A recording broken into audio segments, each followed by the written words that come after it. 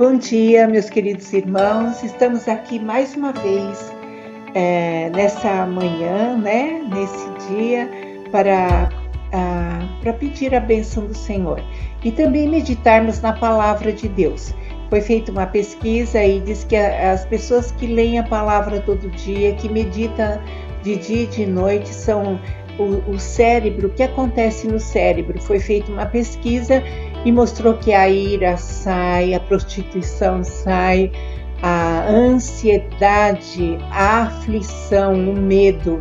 Então, quando nós dedicamos nosso tempo a ler a palavra de Deus, nós ficamos plenos, né? Nós pensamos que plenitude vem de ter dinheiro, de ter propriedades, de ter coisas.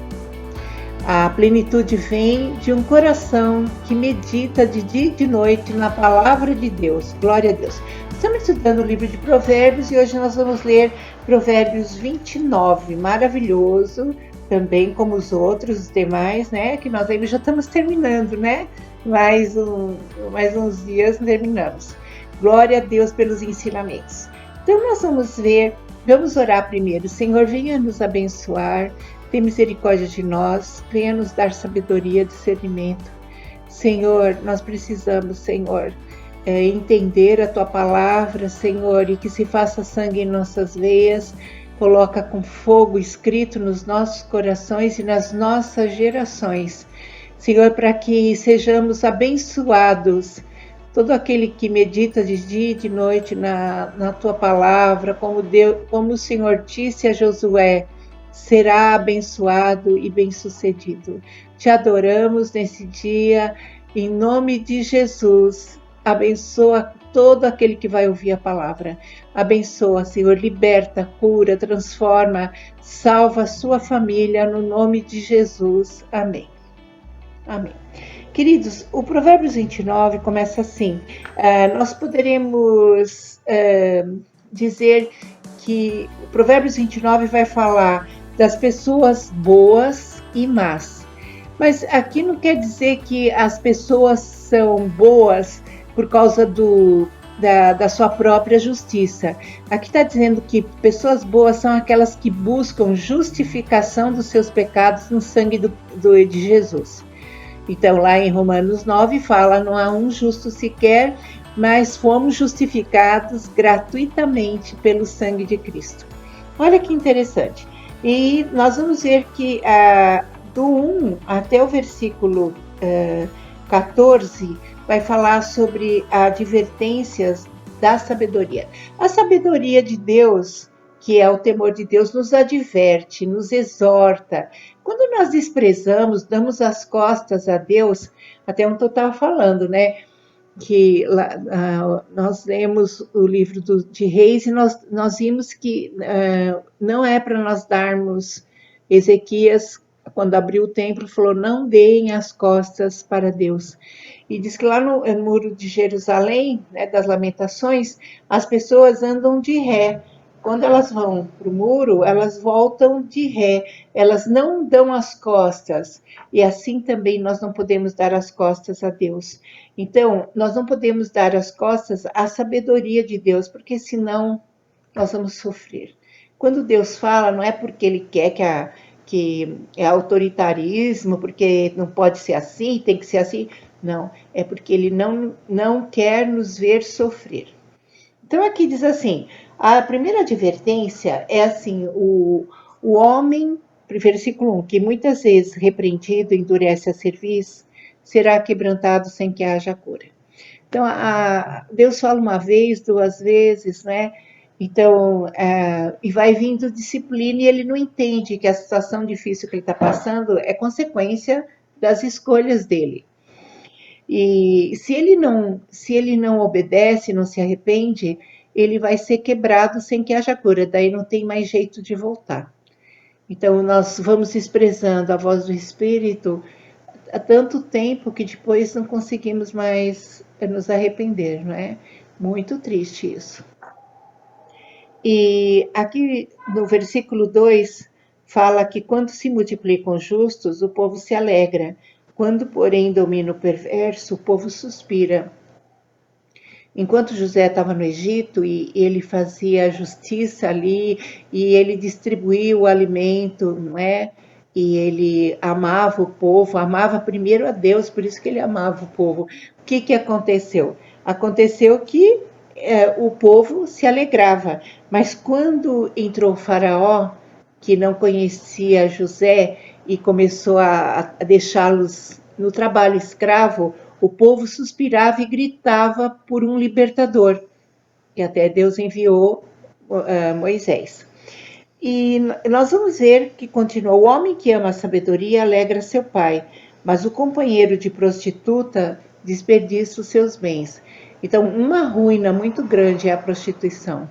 Né? E nós vamos ver que a mídia, novelas e muitos filmes incentivam e acham assim moderno e ser feliz, entre aspas, é o homem que se prostitui. E a Bíblia fala aqui que aquele que se prostitui fica sozinho, né?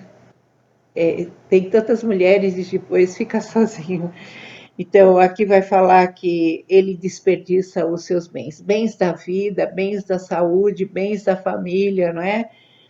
O versículo 4 vai falar que o rei sustém a terra, mas o amigo de impostos a transtorna. Aqui, impostos está dizendo que são impostos pesados demais, ou suborno. Então, o amigo de impostos significa amigo de subornos, não é? Não impostos normais que nós pagamos, mas o imposto que é pesado, que o povo não consegue pagar, não é? No versículo 5, é muito forte isso. Eu sempre penso nesse conselho, meus queridos, sempre. O homem que lisonjeia o seu próximo, arma-lhe uma rede de passos. Então, arma para quem? Para a pessoa que recebe. Então, se você recebe assim as lisonjas, os elogios, né, a falsidade de pessoas que têm interesse em você para outras coisas, você está sendo vítima de um grande laço e cilada, que é o orgulho. E quando você adquire o orgulho, porque o diabo já pegou a pessoa na falsidade, quer pegar você no orgulho, de você pensar que é tanta coisa como ele diz. E aí, diz que o orgulho precede a queda. Então, você está pronto para cair. Então, tudo de bom que nós temos, nós glorificamos a Deus. Nós amamos ao Senhor e damos glória a Ele. Nenhuma glória é nossa. Glória a Deus por isso. Se há alguma coisa boa em mim, devo glórias a Deus. E no versículo 6, na transgressão do mal há laço, mas o justo canta e se regozija. Quando o homem transgride, há laço, né? Não tem como. Informa-se o justo por a causa dos pobres, mas o perverso de nada disso quer saber. Então, aquele que ama o Senhor quer saber como ajudar o próximo. A pessoa que não teme a Deus, ela pensa em si mesma, só no seu umbigo, e não quer saber nem de ajudar ninguém, né? Os homens escarnecedores alvoroçam a cidade, mas os sábios desviam a ira. Então, quantas vezes nós somos usados, né, com nossa língua para o quê? Para alvoroçar uma cidade, alvoroçar uma família. Quantas vezes na nossa própria família ficamos no diz-que-me diz-que e ficamos jogando lenha, e aí alvoroçam a cidade. Os homens escarnecedores, os homens que não temem a Deus. Mas olha só, mas os sábios desviam a ira. Ou seja, os sábios trazem reconciliação, os sábios silenciam e oram para que todo esse falatório caia em nome de Jesus. Se o sábio discute com o insensato, ele quer que este se encole... Isso aí é maravilhoso, meus queridos. Se o homem sábio discute com o insensato, quer este se encolerize, quer se ria, não haverá fim. Então, nós não devemos discutir com o insensato. Por quê? Porque não tem fim. Então, por isso que o silêncio diz que é ouro, né? E o calar é ouro e o calar é ouro e o escutar é prata, o falar é prata. Então, nós devemos mais escutar e orar. Enquanto a pessoa está falando, vamos orar.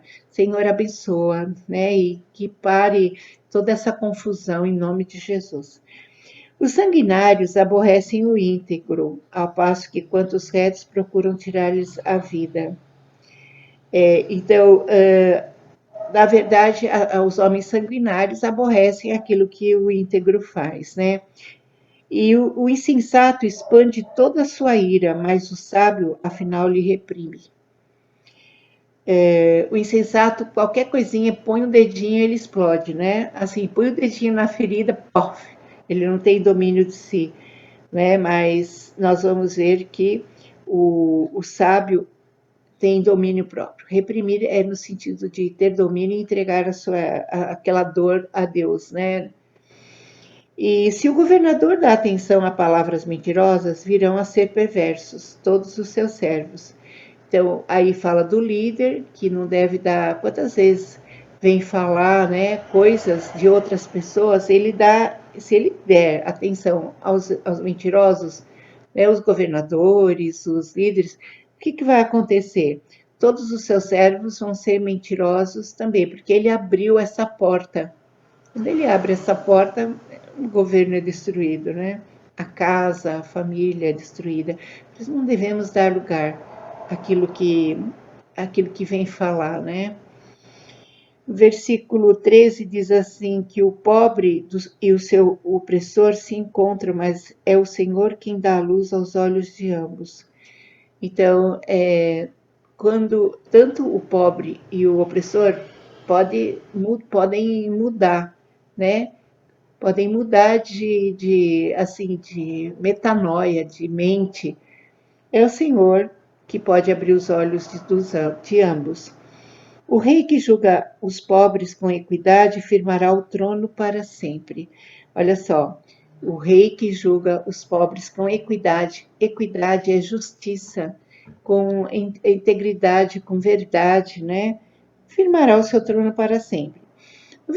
Então, aqui são exortações, né, advertências da sabedoria, para não desperdiçar os seus bens com as prostitutas, bens não só de dinheiro, bens da vida mesmo, para que nós não sejamos como a mula, né, que só com freios e cabrestos nós aprendemos, mas que nós, quando o Senhor falar, nós ouçamos, para que nós não sejamos quebrantados sem que haja cura. O Senhor também fala aqui que cuidado com os elogios, cuidado, são ciladas, não é? E também vai falar sobre o domínio próprio, a moderação, sobre a ira, não é? Sobre amarmos as pessoas, não é? E ajudá-las. No versículo 15 a 17, vai falar sobre a disciplina dos pais, que os pais devem ter com os filhos. Então diz assim, a vária disciplina dão sabedoria, mas a criança entrega a si mesma, vem a envergonhar sua mãe. Então, normalmente, a mãe se faz de vítima, né? Quando os filhos não estão dando trabalho, as mães se fazem assim, tá vendo, fiz tanto para meu filho, e olha como ele me retribui. Então, a Bíblia fala que Deus trata cada um. Trata o filho está errado de fazer isso, mas a mãe precisa pensar por que ele chegou nisso. Por que ele chegou nesse ponto? Porque Deus confiou essa criaturinha pequena a nós. Então, aqui vai falar, né, que no versículo 17, corrija o teu filho e te dará descanso e dará delícias à tua alma. Então, quando nós corrigimos nossos filhos, nós precisamos corrigir, não castigar. Porque às vezes nós queremos bater no nosso filho ou gritar com ele porque a gente está cansada, está com dor de cabeça ou está com problemas, então nós descontamos na criança. Então, isso não é disciplina. Disciplina é quando eu corrijo para o bem dele. e não para ele me dar sossego. Então aqui vai falar que o Senhor abençoa, né, a educação e quer que você corrija, e eu também, nossos filhos. No versículo 18, não havendo profecia, o povo se corrompe, mas o que guarda a lei, esse é feliz. Ainda em relação, né, nós vamos ver que ainda em relação à educação, porque a profecia na verdade, a palavra de Deus e a disciplina. Então, quando nós corrigimos nosso filho, nós estamos obedecendo a palavra. Quando eu corrigi meu filho, ele falou assim: por que você me corrigiu? Eu falei: porque eu amo. Ele falou assim: e eu estou livrando você do inferno. Está lá em Provérbios 3, né? Ele falou: eu quero ler. Ele tinha 7 anos. Mostrei para ele, nunca mais ele falou nada. Então, nós vamos ver que o Senhor quer que se você não ama seu filho, você não corrija. Disciplina é sinônimo de amor. No versículo, nós vamos ver que no versículo 18, 19, o servo não se emendará com palavras, porque ainda que entenda, não obedecerá. Então, aqui está dizendo sobre que não adianta muitas vezes eu falar com o filho, porque às vezes eu já falei e ele já ouviu e não tem disciplina, não tem mudança. Então, aí eu preciso entrar com a disciplina. Né? A disciplina, Deus vai te dar a direção o que fazer. Mas que, olha, veja bem, o servo não se emendará com palavras, porque ainda que entenda, não obedecerá. No versículo 20, versículo 20, tens visto um homem precipitado nas suas palavras? Maior esperança há para o insensato do que para ele. Então, a precipitação é falar sem pensar, é falar sem ser da vontade de Deus.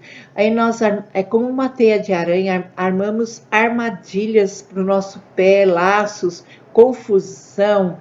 Então, se você pedir a Deus, Ele vai lhe dar sabedoria no falar. Tiago 3 vai falar sobre isso também.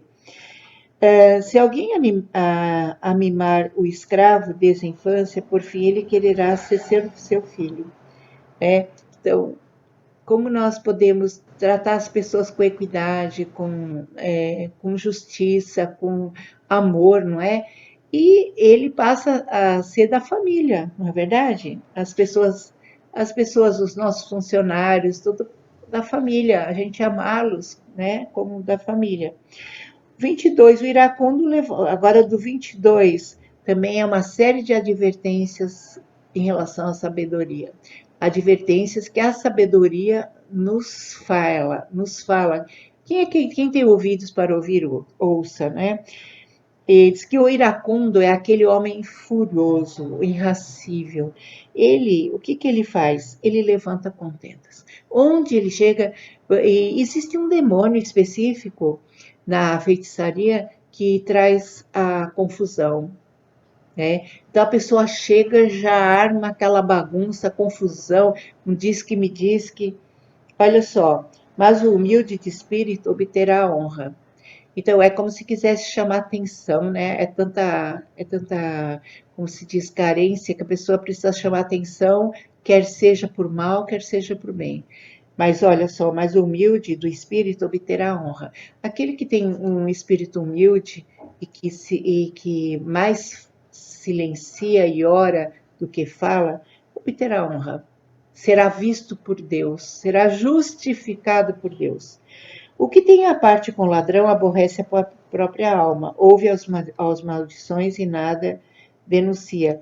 Então, olha só, o que tem parte com o ladrão é aquele que é comprável, porque nós temos princípios que são incompráveis, são estacas antigas. Você tira aquilo ali, sua vida desmorona. Por um mísero dinheiro. Olha só, não é? Então, aqui, por isso que fala aqui, o que tem parte com ladrão aborrece a sua própria alma. Então, nós estamos necessitados. Lembra de Esaú? Ele estava com uma necessidade de comida. E ele chegou e viu o Jacó cozinhando guisado, falou, eu tô com muita fome, muita fome. Ele falou assim, Jacó disse assim, você me vende a tua primogenitura? Ele falou assim, sim, mas me dê um pouco de guisado, que a minha fome é grande. Ele deu. Então, qual é a sua necessidade que Deus não possa suprir? Vem o diabo e oferece o que é de pior para você perder. Porque a primogenitura seria de Esaú e ele a vendeu, aquilo que ele tinha de mais precioso, né? Então, daí quando eu sou comprado pelo ladrão, eu vou ouvir muita coisa, as maldições, e não vou denunciar nem achar que é errado. Eu começo a concordar com os absurdos da falsidade e da mentira. Aqui no 25 diz, quem teme ao homem armas ciladas. Então, quando você não teme ao Senhor, você teme o homem. E você arma ciladas para você. Mas o que confia no Senhor estará seguro. Tudo que se levanta contra a sua vida, e nós vemos no livro de Reis quantas armadilhas que foi levantada contra os reis, e eles vieram, Senhor, estou com medo, os reis se dobravam, se humilhavam, e Deus deu o livramento. Então, queridos, né, muitos buscam o favor daquele que governa, mas para o homem a justiça vem do Senhor. Isso aqui também é maravilhoso, porque muitas vezes nós queremos dar o jeitinho brasileiro, trabalham na política para uma pessoa, e depois, quando precisa, a pessoa fica confiando no político e depois fica com raiva, né? E a raiva não separa de Deus. E olha só, muitos buscam o favor daquele que governa, confiar no homem. Então, na verdade, minha confiança está em Deus. Então, eu oro, se eu preciso de um trabalho, se eu preciso de alguma coisa, eu oro. Minha confiança não está no homem. A minha vida não está na mão do homem. Eu acho maravilhoso isso aqui. E quantos de nós confiamos nos políticos? Porque fulano vai me dar, né? Ele é uma pessoa que vai me pôr lá dentro, não sei o quê. Então, olha só. Mas para o homem a justiça vem do Senhor.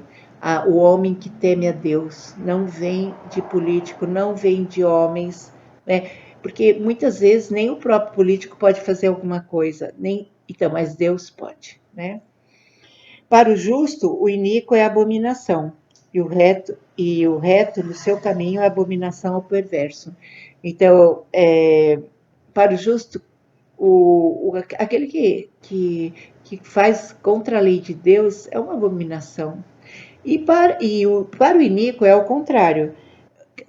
Na verdade, aquele que é reto, aquele que anda no caminho do Senhor, está fora de moda, é bobo. Então, olha só, aqui está mostrando uma linha assim bem distintiva, né, entre aquele que ama o Senhor e aquele que não ama. Aquele que é taxado de, como se fala, isso daí é retrógrado, né? Quer dizer, não é moderno, você não sei o quê. Mas veja o depois.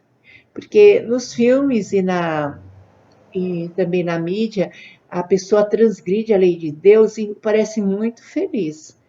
Mas o filme não tem continuidade para mostrar a consequência do que a pessoa escolheu. Isso aí porque eu vejo aqui em casa e através de aconselhamento que as pessoas vêm, né, conversar, eu vejo o depois. E eu vi o depois na minha casa, na minha família, né, dos meus pais. Nós não aguentamos o depois. Então, hoje parece que querem apagar, só querem mostrar o hoje. Mas a colheita vem. E você vai aguentar? Eu não aguento. Então, eu prefiro escolher o caminho do Senhor, né? Eu prefiro escolher. Foi um ato muito consciente da minha vida, e eu quero que Deus guarde a minha descendência para andar no caminho do Senhor. E você também que está me ouvindo, aleluia. Então, nós vimos a diferença bem grande entre andar com Deus e não andar. E eu quero nessa manhã que você escolha andar com o Senhor. E quero que você medite sobre o silenciar, né? Então, de você não assim, fomentar contendas, que você tenha o ministério da reconciliação, como diz 2 Coríntios 5, de você não deixar que não ponha lenha na fogueira, porque depois você mesmo vai ser incendiado. Não ouça, não fique assim, massageando o teu ego, porque nós gostamos, né? Eu em mim, só tem eu em mim, né? De tão bom, os outros elogiando. Cuidado, uma cilada. O orgulho precede a queda. E não deixemos assim, quando Deus nos corrigir, ouçamos rapidamente, para que não soframos, né? E nem a nossa descendência. Que Deus nos abençoe nesse dia maravilhoso, né? Que Deus nos guarde, que Deus venha, Deus venha nos dirigir em tudo que falarmos, em tudo que pensarmos. Glória a Deus por esse dia. Um beijo grande. Queridos, vou meditar e aprender essas advertências da sabedoria para que sejamos abençoados. Beijo grande, Deus abençoe.